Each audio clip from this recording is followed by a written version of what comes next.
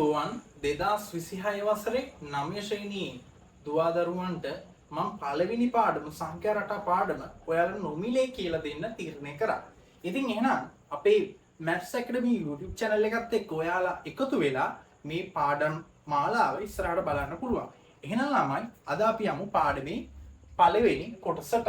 ඉතින් ළමයි සංඛ්‍යා රටාව කියන්නේ එක සංඛ්‍යාවකින් පටන් අරගෙන කිසියම් අනුක්‍රමණයකින් ඉදිරියට ගලාගෙන යන සංඛ්‍යා සමූහයක්.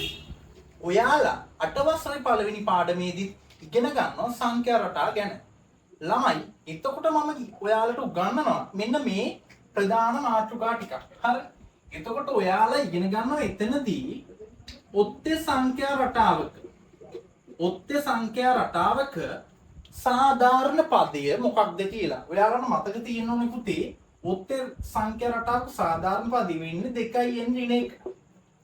ඊට පස්සේ මම උගන්වනවා සමචතුරස්‍ර සංඛ්‍යා රටාවක සාධාරණ පද.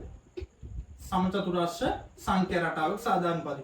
මොකක්ද මේ සංඛ්‍යා රටාවේ සාධාරණ පදය? n වර්ගය. ඊට පස්සේ මම ඔයාලට උගන්වනවා ත්‍රිකෝණ සංඛ්‍යා රටාවක සාධාරණ පදය. හරි. මොකක්ද? n වාරයක් n ධන 1 බෙදීම 2යි කියලා.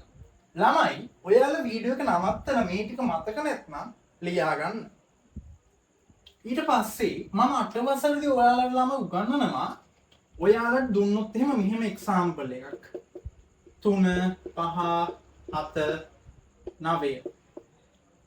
හරි. මෙන්න මේ කියන උත්තර සංඛ්‍යා රටාවේ මගෙන් අහන පළවෙනි ප්‍රශ්නේ ළමයි මොකක්ද මෙයාගේ සාධාරණ පදය කියලා.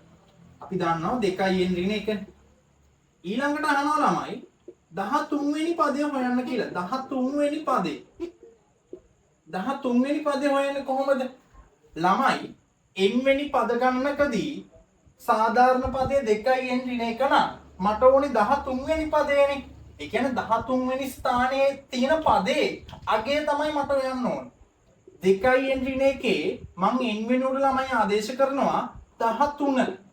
වරහණක් දාගෙන ආදේශ කරන්න මොකද ඔයාලට වැරදෙන්න තියෙන සම්භාවිතාව වැඩි.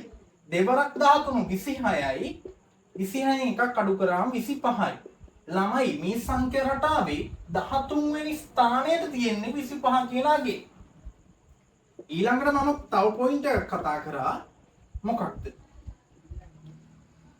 121 වන්නේ කීවෙනි පදයද? ළමයි මෙන්න මෙතනදී මම ඔයාලට කියලා දුන්නා 121 වන්නේ කීවෙනි පදයද? කීවෙනි කියන පදය දැක්ක ගමන් පුතේ ඔයාලට මතක් වෙන්න ඕනේ මෙන්න මේ අහන්නේ මේ වටිනාකම තියෙන මොන ස්ථානයේද කියලා. 121 කියන වටිනාකම එන්නේ කොතනද කියලා. මේ සංඛ්‍යා රටාව ඉදිරියට ගලාගෙන යද්දී මේ 121 එන්නේ කොතනටද කියලා තමයි ඔයාලට මතක් වෙන්න ඕනේ. මම කරන්න කිව්වේ මොකක්ද? 2n ඍණ 1. ඒ කියන්නේ සාධාරණ පදේ ලියාගෙන ඉවර වෙලා එයාට මම සමාන කරන්න ඕනේ 121. මට ඕනේ n වල උත්තරයක් ගන්නනේ. මේ ඍණ 1 සමාන ලකුණු එහා පැත්තට දානවා. එතකොට මොකක්ද වෙන්නේ? ධන 1 වෙනවනේ. 2n සමානයි 122. දෙපැත්තම 2කින් බෙදනවා ළමයි. n සමානයි 61යි කියලා එනවා. ළමයි මම 8 වසරේදී සංඛ්‍යා රටා පාඩමේ සම්පූර්ණ සාරාංශය ඔයාලට මේ වීඩියෝ එකකින් ඉදිරිපත් කරා. මම දෙවෙනි වීඩියෝ එකෙන් ඔයාලට කියලා දෙනවා සංඛ්‍යා රටා 9 ශ්‍රේණියට අදාළ කොටස් ටික. එහෙනම් ළමයි මේ වීඩියෝ එක නවත්තලා ඔයාලට අදාළ කොටස් ටික අමතක වෙච්ච කොටස් ටික අනිවාර්යෙන් ලියාගෙන එන්න.